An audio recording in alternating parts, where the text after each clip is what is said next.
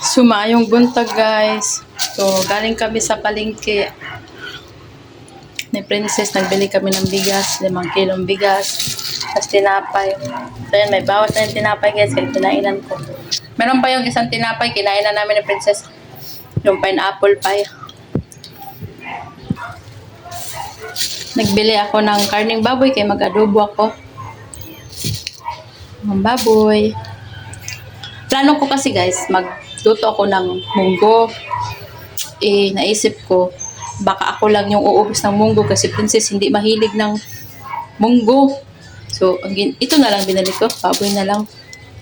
Karning baboy. Umaalis kami guys. Sinalang ko na yung kanin. Tingnan natin kung luto na. So, yan guys. Luto na pala. So, ilalagay na natin yung bigas guys sa lagayan.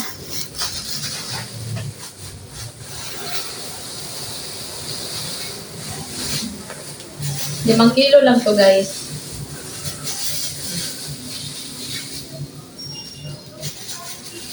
Kilo. Lagay na natin to. Yan. So, ato na ning isa lang guys ang ating karne. So, anoin ko muna to. Lalapuan ko muna to bago ko gawing adobo kay para maalis ang langsa. Pakuluan pala guys. Pakuluan pala ang Tagalog nun yung lapuan. So, ayan po guys. Kumukulo na siya guys. So, pakulang pa natin ang pakuluan para maalis ang langsa. Hindi ko to nilagyan ng tubig. Sinalang ko lang to. Pero nagkaroon siya ng tubig. Ayan guys.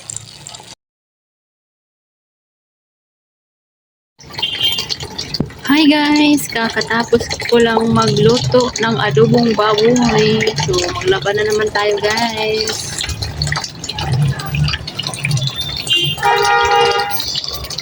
Ito yung ano namin, gripo. Dati, ito po yung gripo namin. Isusi po yan. So, dahil nasira, ito ang pinalit namin. Ayan. Ayan. Tapos yung katabi namin tangkid. Yan, may mga susi yan. So, pinalitan namin ng ganito. O, hindi na hassle. So, pagtapos namin laba, binabalutan namin ng ano kasi, iba dito gumagamit. Nagamit ang ano namin. Pares-pares naman kami. Mayroong tangkid. So, minsan, ng time na gusto ko, nung pagod ako pero parang may gusto talaga na inaano talaga ako na punta dito sa Roxas. So ayun nga guys, nabutan ko may naglaba dito. Gamit ang aming tangki. So sinita ko pero hindi naman ako nagalit. Sinabi ko lang, ay na, bakit dyan ka amin yan eh. Ano ko na, nagalibay pa siya na ganito ganyan. Pero hindi ko na siya pinatulan kasi ayaw kung may masabi pa akong iba. Ayan guys.